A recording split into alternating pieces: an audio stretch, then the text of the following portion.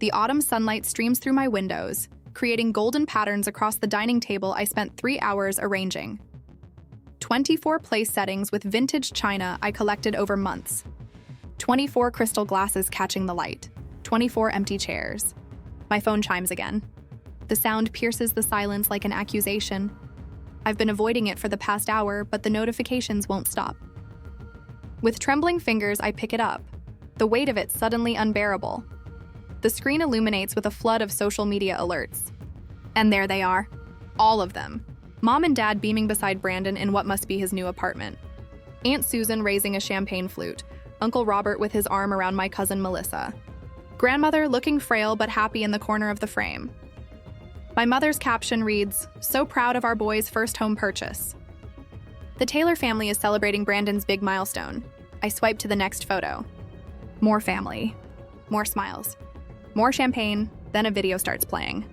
Brandon, his perfectly white teeth flashing as he laughs with 2 of our cousins. Macy's always showing off with her fancy renovation posts. Today is my day. The phone slips from my hand, clattering onto the table. I press my palm against my mouth, but it doesn't stop the escapes. Tears blur my vision as I stare at the untouched appetizers. The wine I splurged on because Dad loves a good Cabernet. The homemade rolls cooling in their basket. Just hours ago, I was humming as I moved around this kitchen. I woke before dawn, too excited to sleep. The morning light had barely touched the old oak floors as I reviewed my handwritten checklist.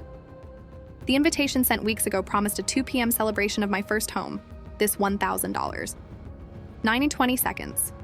Craftsman, I'd poured my savings and 9 months of sweat equity into restoring. "You're going overboard again," Rachel had said, watching me arrange flowers in the vintage blue vases I'd collected specifically for this day.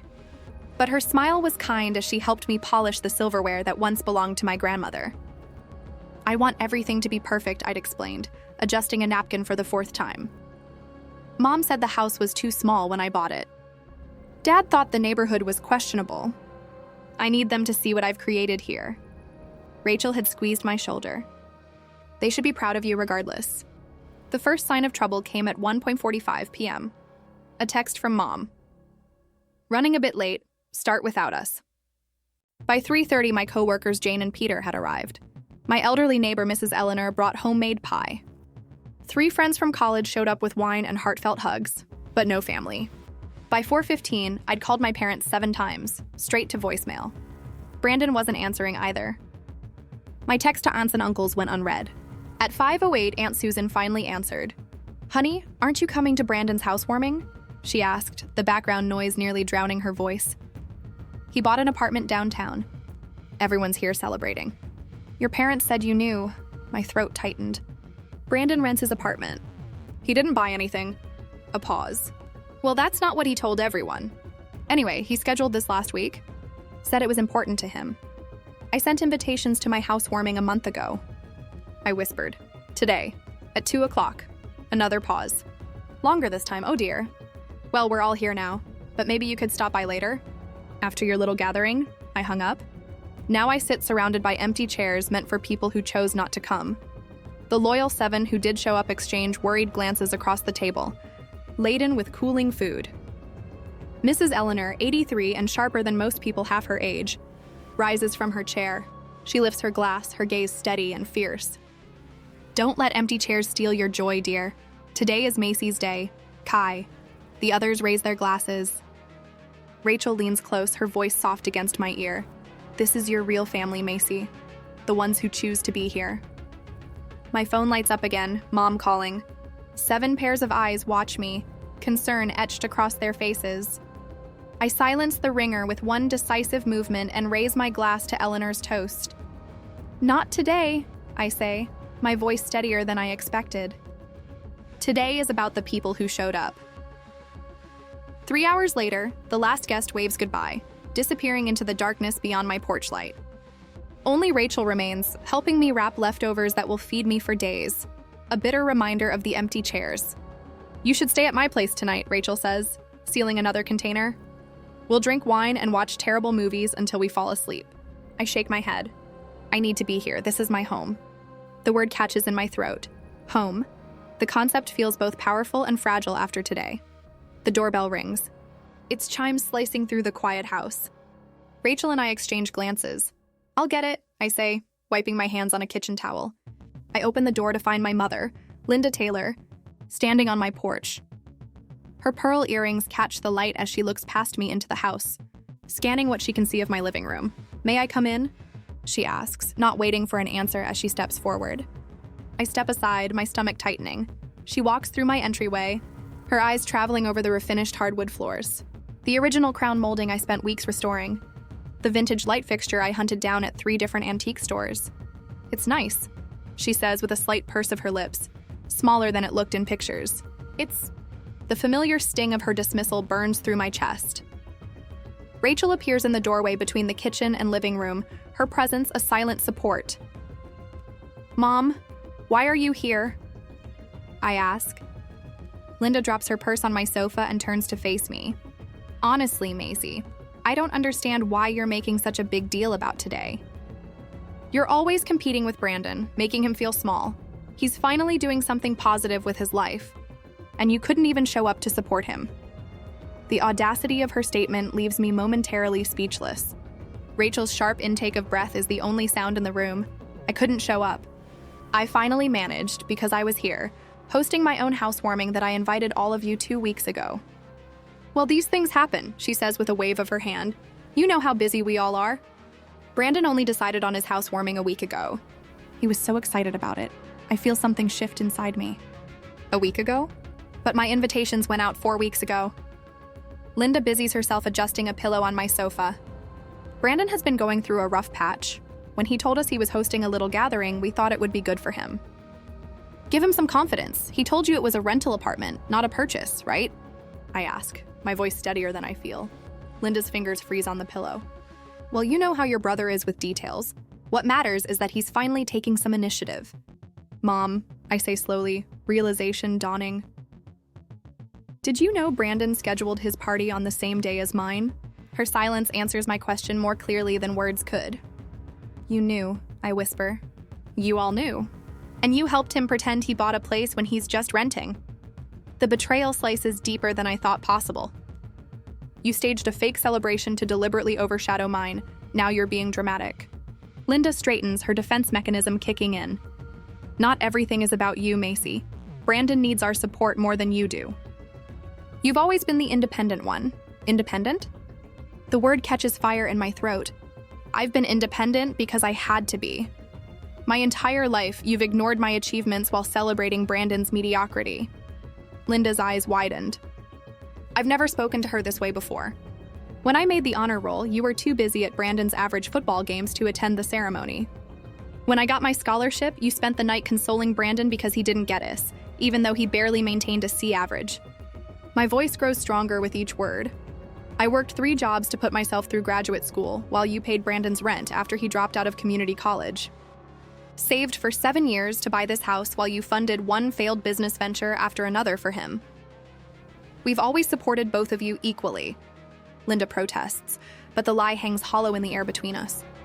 I spent $62,000 and 9 months renovating this house myself. I continue trembling now every weekend, every vacation day, every spare hour after work. Meanwhile, you criticized my wasteful purchase in a questionable neighborhood without ever bothering to visit. Linda's face hardens.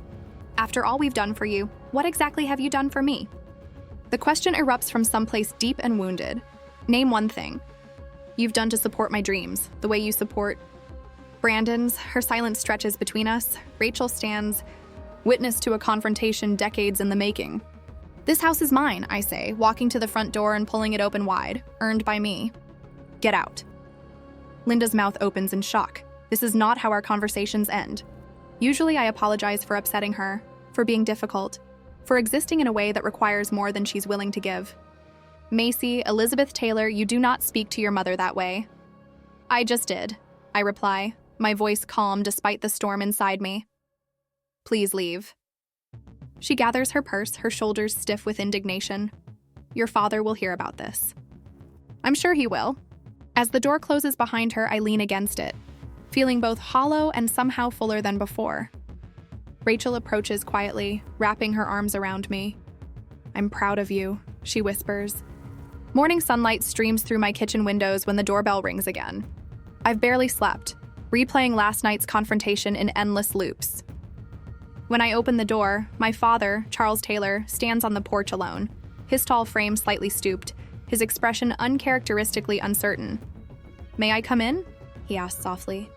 I step aside wordlessly. Unlike my mother, he pauses in the entryway, taking in the details of my home with genuine attention. "Could I see it?" he asks. "The house, all of it." I lead him through each room. The kitchen with its restored original cabinets. The living room with built-in bookshelves I sanded by hand. The office where I work remotely 2 days a week. The guest bedroom that Rachel helped me paint a soft sage green. In my backyard, he stops by the vegetable garden beds I built last month. "You did all this yourself?" he asks. "Most of it," I answer. "Friends helped with the bigger projects." He nods slowly. "It's beautiful, Macy. You've created something special here." The compliment, the first genuine one I can remember from him, lands awkwardly between us. "Brandon told everyone he bought the place," he says suddenly. We knew it wasn't true. The confirmation of their deliberate deception still stings, even though I already knew. "Your mother is very upset," he continues. I recognize the familiar pattern, the attempt to reestablish control through guilt. "Perhaps if you apologized, we could put this behind us." "I won't apologize for telling the truth," I reply, "or for expecting basic respect." His expression hardens slightly. "You know, Macy, we're not getting any younger, and our estate. I don't need your money," I interrupt. I never did. Something shifts in his face, anger perhaps, at losing the leverage he thought he had.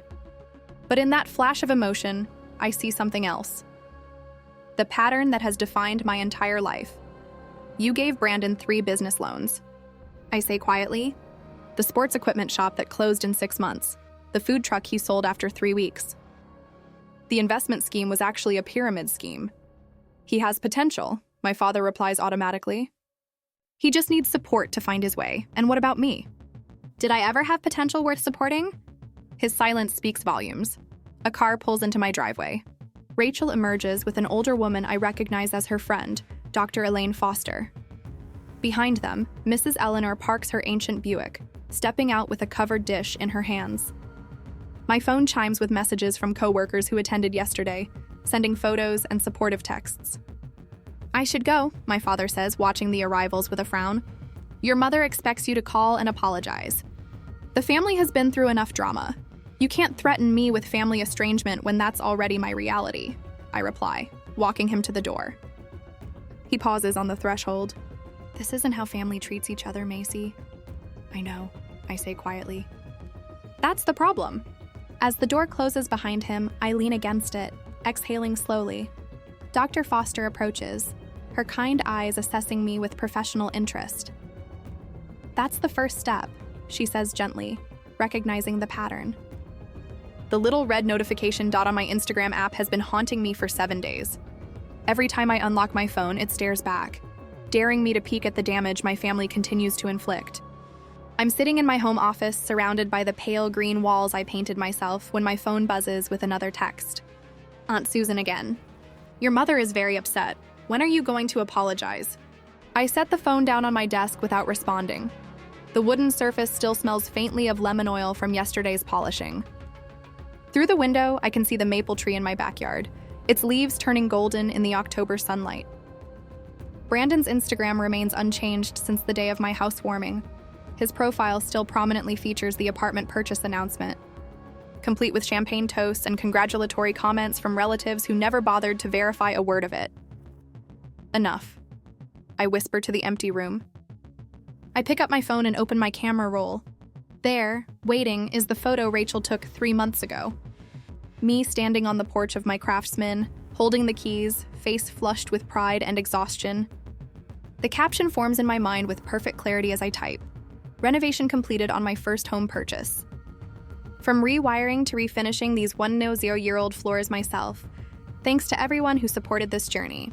First-time homeowner, renovation Craftsman style. I hit post without mentioning the betrayal, without tagging a single family member. The memory of buying this house washes over me. Working 60-hour weeks between my data engineering job and weekend, freelance coding, living in a studio apartment with Furniture from college to save every possible dollar, losing 3 homes in bidding wars before finally getting the call about this Craftsman. That needed too much work for most buyers. That moment, standing alone in the empty living room after signing the papers, pressing my palm against the worn wooden archway. No parents to celebrate with, no brother to help move furniture. Just me, a set of keys, and a house that needed as much care as I did. How different from Brandon's situation, the downtown apartment our parents helped secure with first and last month's rent. The furniture they purchased, the moving service they paid for. My phone pings with a message from Katie, my father's sister's daughter and the only relative who seems to see the situation clearly. Thought you should see this. Her text reads, followed by screenshots of the extended family group chat. My stomach tightens as I scroll through the messages. Aunt Susan, the situation with Macy is getting out of hand. Linda is beside herself. Uncle Robert, Brandon says she's just jealous of his success. Always has been. Cousin Michael, we all know Macy's always been difficult. Remember the fit she threw at Thanksgiving when she was 16? The fit they're referring to was my reaction when everyone forgot I'd been accepted to MIT with a partial scholarship. They'd spent the entire dinner discussing Brandon's C+ average in high school math. More screenshots follow, revealing the family mythology I've been battling my entire life. Macy, the troublemaker. Macy, the overly sensitive. Macy, who needs to try harder to get along. The weight of their collective dismissal feels like concrete hardening around my chest. Later that day, Dr. Foster's office smells like sandalwood and old books. The leather chair creaks slightly as I shift my weight, recounting the family chat messages. The golden child versus scapegoat dynamic is textbook in your family structure, she says, her voice gentle but matter-of-fact. Brandon has been positioned as the one who can do no wrong, while you're assigned the role of the one who can never do enough. I've suspected this for years, I admit, but seeing it spelled out in that group chat, it's like they're living in an alternate reality. Doctor, Foster leans forward slightly. What would your life look like if you stopped seeking their approval? The question hangs in the air between us. For a moment, I can't breathe. I'd be alone, I whisper finally. Cut off completely, are you sure? She gestures toward the window. From what you've told me, you have Rachel, your colleagues, your neighbor, Mrs. Eleanor, people who choose to see you clearly. I consider this, but they're not family, aren't they? Dr. Foster asks, her eyes kind. What makes someone family, Macy? The question follows me home, echoing as I pull into my driveway. Rachel's car is already parked out front, along with 3 others I recognize co-workers from the office, paint cans and rollers visible through their car windows. Surprise! Rachel calls from the porch, gesturing to the group behind her. Painting party for the guest bathroom. We brought pizza and wine, too. Inside, Mrs. Eleanor is already there, arranging flowers in a vase on my dining table. I brought cuttings from my garden, she explains, and I want to show you how to prune those rose bushes out front before winter. My grandmother taught me, and someone should know these old techniques. Over the next 2 weekends, the house fills with more than paint fumes and sawdust. Laughter echoes through rooms that once felt hollow with expectation. My co-workers, Jane and Peter, become regular dinner guests. Mrs. Eleanor teaches me her grandmother's secrets for growing the perfect tomatoes next spring. The doorbell rings on a Wednesday evening as I'm cooking dinner. Through the frosted glass, I recognize Brandon's silhouette, immediately the confident stance, one hand casually in his pocket.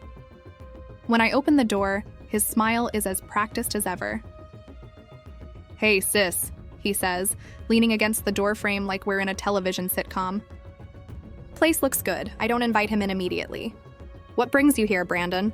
He has the decency to look slightly uncomfortable. Things got a bit out of hand with the apartment situation. Mom and Dad might have overreacted. It's not an apology, not really. I step aside and let him enter, watching as he assesses the house with new eyes. Listen, he says, circling back to his actual purpose within minutes. I've got this investment opportunity, real estate development downtown. Small buy-in, big potential. I thought of you since you're into property now. The familiar pattern unfolds like a worn map. Brandon needs money. Brandon comes to Macy. Brandon expects Macy to provide. How much, I ask, more curious than anything. Just $15,000 to start. I'd pay you back once it takes off, like the business loans from our parents that were never repaid. Like the temporary stay in his first apartment that they ended up financing for 2 years. I look at my brother, really look at him, perhaps for the first time, the charming smile that doesn't reach his eyes. The expectation of compliance is so deeply ingrained he doesn't even consider I might refuse. "You've never seen me clearly," I say quietly, "and I finally see you." His face hardens slightly. What's that supposed to mean? It means no, Brandon. I won't be investing in your project. After he leaves, I make a decision that surprises even me. I called my mother and agreed to Sunday dinner at their house. But first, I met with Dr. Foster to prepare. "Remember," she says during our session, "they'll try to pull you back into old patterns. You don't have to respond the way you always have." "Rachel will be waiting nearby," I tell her, just in case. "Good. What boundaries are you establishing before you go?" I count them off on my fingers. I'll leave if they belittle my house or my choices. I won't discuss lending money to Brandon. I won't stay longer than 90 minutes. Dr. Foster nods. "And what's your purpose in going?" "To see if honesty is possible," I reply. "To see if there's anything worth salvaging." Sunday arrives cold and clear. I park in front of my parents' suburban home, its perfect lawn and matching porch furniture, a stark contrast to my eclectic Craftsman. Taking a deep breath, I walk to the door.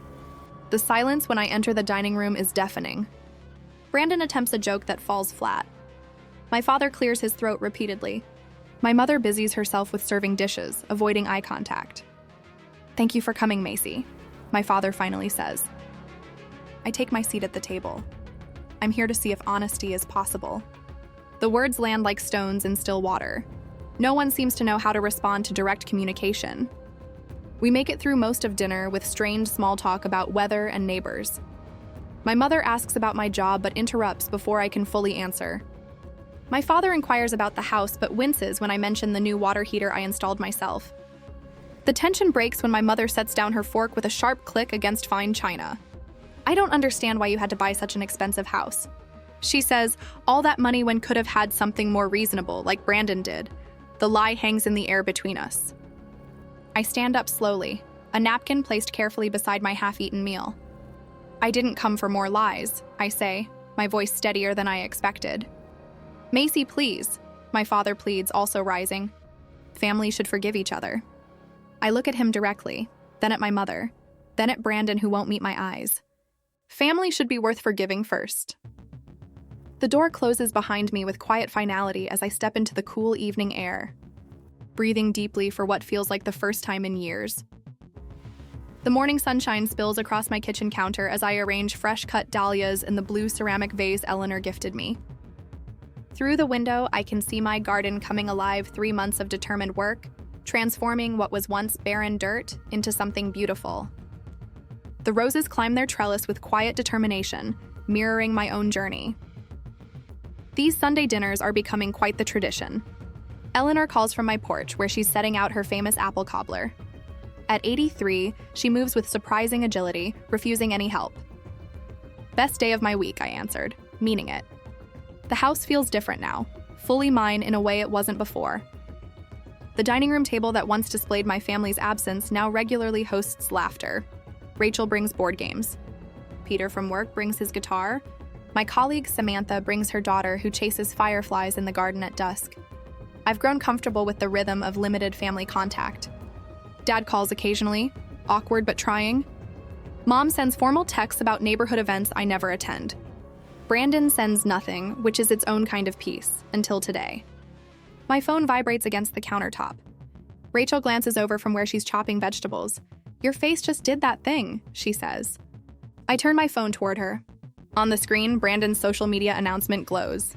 She said, "Yes, Jennifer made me the happiest man alive." Engaged, finally found the one. The photograph shows him beaming beside a pretty blonde woman, her left hand prominently displayed with what appears to be a diamond large enough to require its own zip code. "Wow," Rachel says. "Didn't they just start dating last month?" 5 weeks, I confirm, scrolling to read the comments. Relatives I haven't heard from in months have already liked and commented.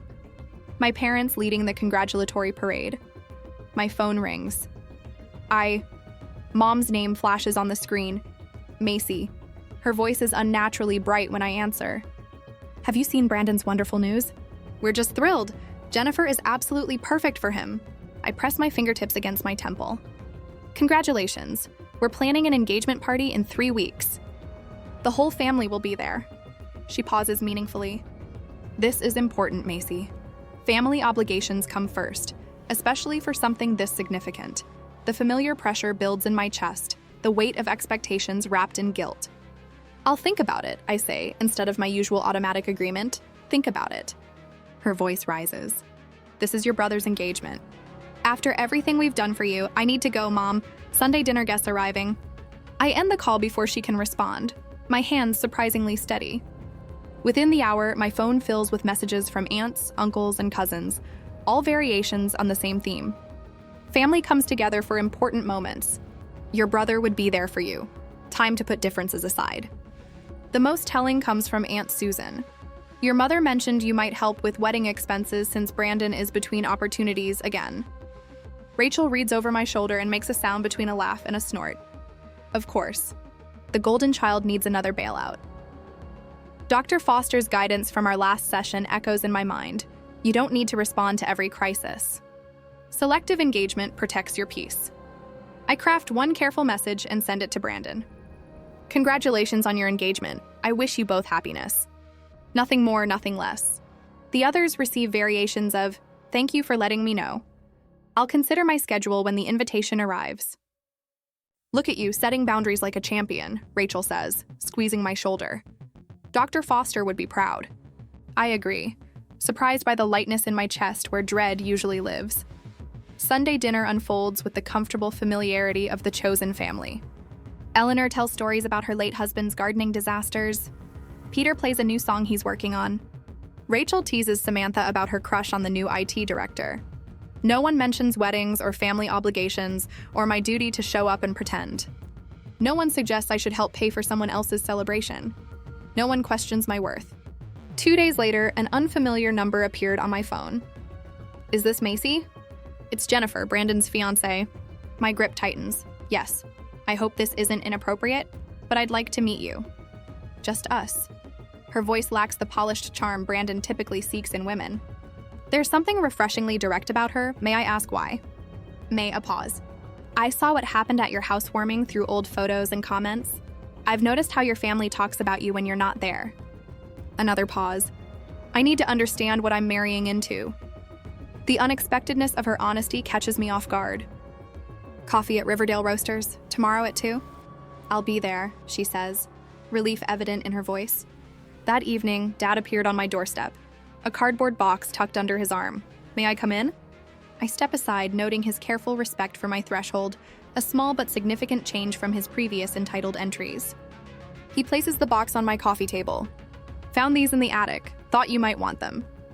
Inside are family photographs I've never seen me at 5. Proudly holding a science fair ribbon, me at 12. Sitting in Grandpa's workshop learning to sand wood, me at 16. Beaming in front of the used car I bought with my own savings. I took these, Dad says quietly. Your mother thought it was silly to waste film on everyday moments. My throat tightens as I lift a photo of myself in a graduation cap and gown, face alight with achievement. Dad stands beside me, a rare smile on his face. We failed you, he says simply. I failed you. The words I've waited decades to hear land with surprising weight, not satisfaction, not triumph, just a complicated ache. Brandon told everyone the engagement ring is paid for. He continues staring at his hands. It's not. He used Jennifer's credit card with promises to pay her back. I wait, letting him sit with his complicity. Your mother wants me to convince you to attend the engagement party, to bring a generous gift. He meets my eyes directly. She doesn't understand that things have changed. Outside in my garden, Eleanor's wind chimes signal a shifting breeze. Some things have changed, I agree. Some haven't. Dad nods, understanding the boundary. He stands to leave, pausing at the door. The house looks beautiful, Macy. You've built something real here. 2 hours later, Mom arrives unannounced, barging in with familiar entitlement. This ridiculous distance has gone on long enough, she announces. You will attend Brandon's engagement party and behave like family, or you won't be family. It's that simple. The threat that once would have devastated me now feels strangely powerless. That's not a choice you get to make anymore, I tell her, my voice calm. Her face reddens. After everything, I'll decide about the party on my own terms. You can show yourself out.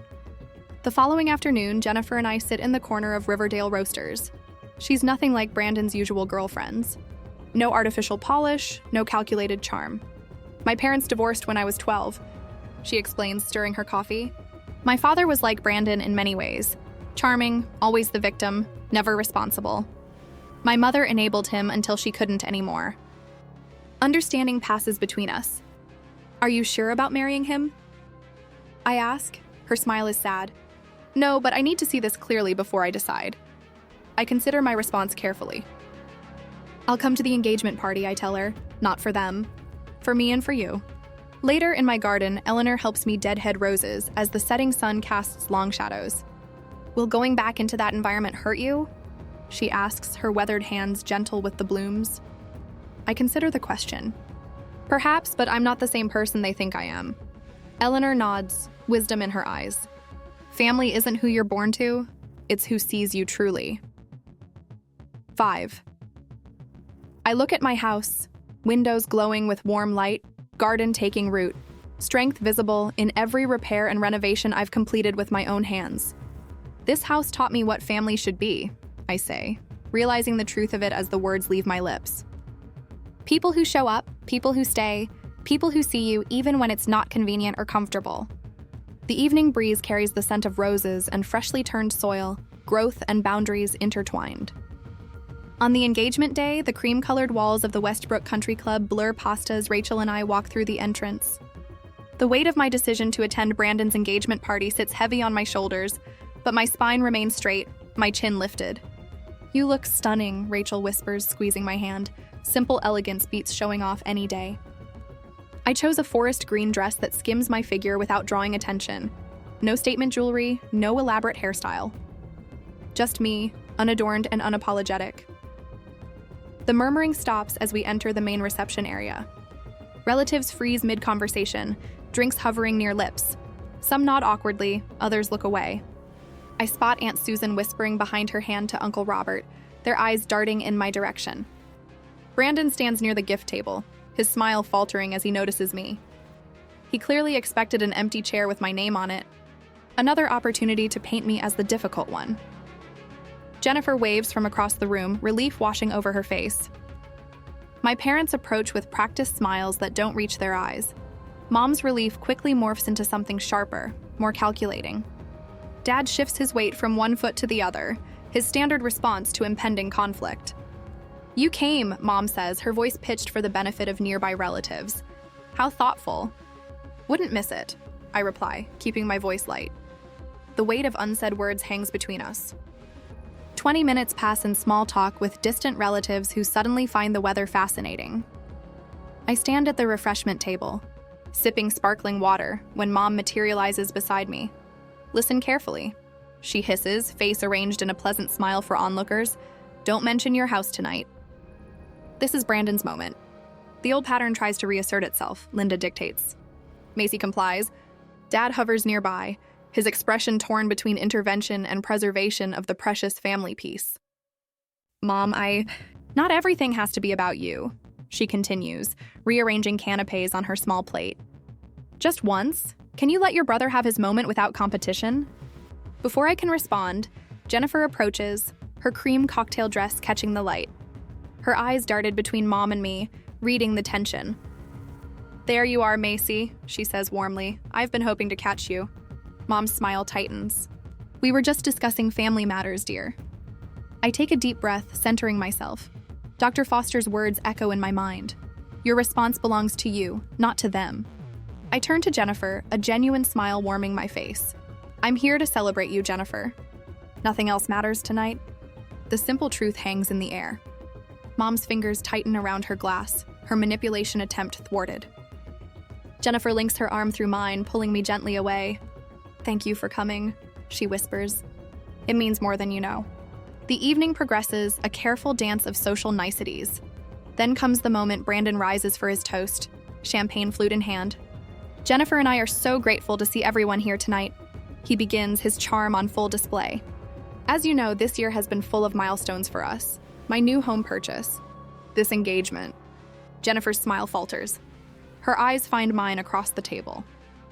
The relatives who believed his apartment purchase story shifted uncomfortably in their seats. Aunt Susan studies her plate with sudden interest. I sit still, sipping my water, refusing to correct or engage. The lie collapses under its own weight as Jennifer's confusion becomes visible to everyone watching. After the toast, Jennifer pulls Brandon aside. Their heated whispers carry across the room. Brandon's gestures grow increasingly desperate as he glances toward our parents. Mom straightens the centerpiece with fierce concentration. Dad examines his watch as if time itself might rescue him. Later, I step onto the terrace for fresh air. The spring evening wraps around me, cool and clean. There you are.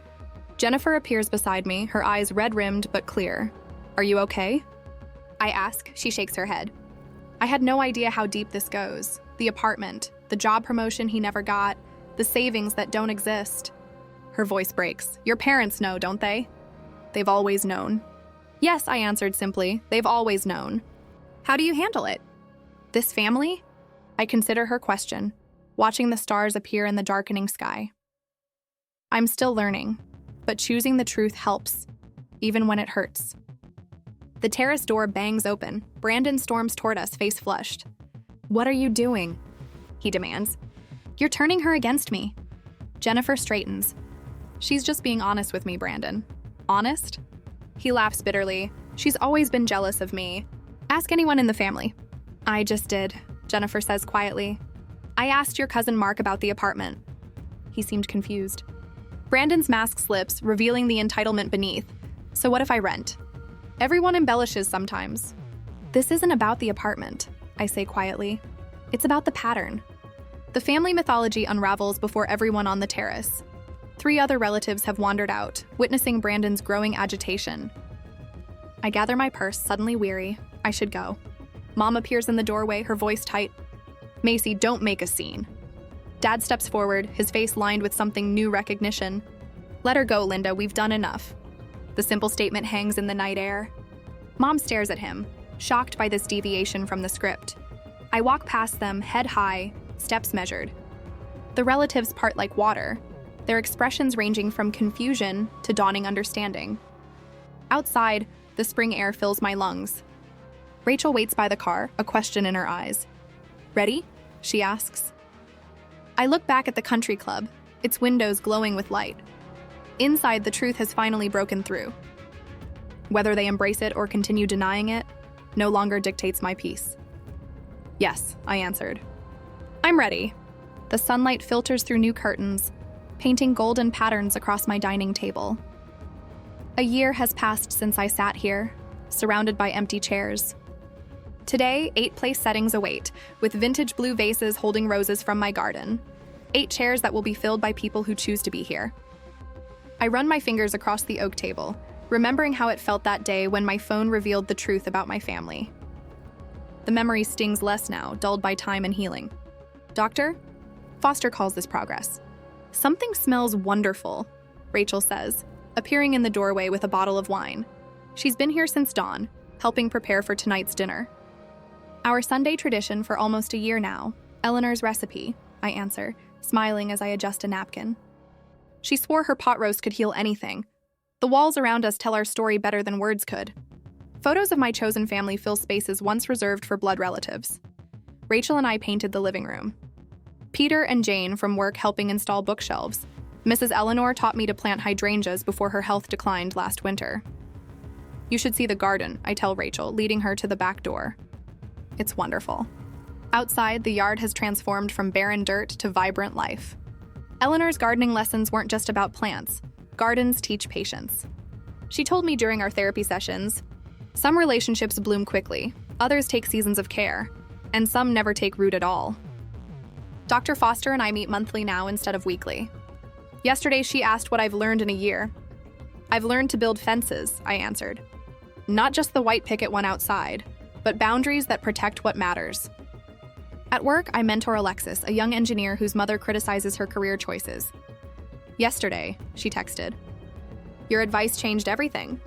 I told Mom no to the family reunion, first boundary ever. The doorbell chimes, pulling me back to the present. Rachel squeezes my shoulder before I answer it. My father Charles stands on the porch, holding a potted plant, uncertainty etched across his face. Our monthly coffee meetings have been awkward but honest steps toward something new. I thought your garden might have room for this, he says, offering a small lilac bush. Your grandmother had one at our first house. I accept it with a genuine smile. It's perfect for the corner bed. Inside, Charles takes in the transformed space. The home my mother still refuses to visit. She remains locked in her narrative where Brandon deserves endless chances, and I remain ungrateful. Brandon blames Jennifer for leaving him after the engagement party truth came out. Last I heard, he moved back home, still spinning stories about opportunities just around the corner. The doorbell rings again. More chairs fill as my chosen family arrives. Laughter echoes through rooms once filled with silence. Charles watches from the periphery, his presence both foreign and familiar. When everyone is seated, Mrs. Eleanor's empty chair, an honored absence among us, Jane raises her glass. To the house that truth built, she says, echoing Eleanor's words from her final visit. Later, as twilight softens the edges of the day, Charles finds me on the porch. You built something beautiful here, he says quietly. In this house and in your life. I hear what remains unspoken, regret, admiration. The complex tangle of a relationship that may never fully heal, but might still grow into something true. Inside, more friends arrive for dessert. My home glows with warmth visible from the street, so different from that empty house of a year ago. I welcome new guests at the door, catching glimpses of the family I've created. The realization settles in my chest like a deep breath. True family sees you clearly and chooses to stay. As night falls, I look back at my home filled with conversation and connection. Sometimes you set a table for 24, but only 8 show up. And those 8 become everything.